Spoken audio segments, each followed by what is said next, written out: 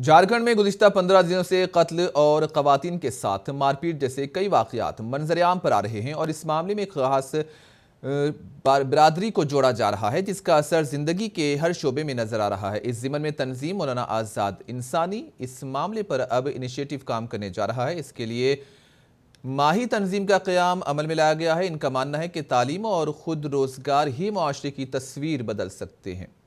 लोगों को तालीम और रोज़गार से जोड़ने का काम किया जा रहा है। एक मुहज़्ज़िब मुआशरे की तामीर में मुस्बत इक़दाम के तौर पर मुआशरे की सुधार के लिए काम जारी है।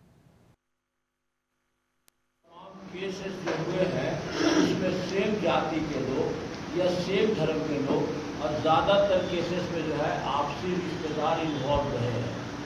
वो कहीं पर मीडिया में कभी आता है या बहुत कम आता है या नहीं आता है, लेकिन कुछ मामला ऐसे होते हैं जिसमें पूरे एक समाज को, एक समुदाय को कटघरे में खड़ा कर दिया जाता है। ये बहुत ही गलत चीज़ होता है। जिन चीज़ों के खिलाफ हम तमाम लोगों को मिलजुल करके लड़ना चाहिए, चाहे वो महिला उत्पीड़न का मामला हो, महिला हिंसा का मामला हो या इस तरह का हिंसा का मामला हो, पूरे समाज को लड़ना चाहिए।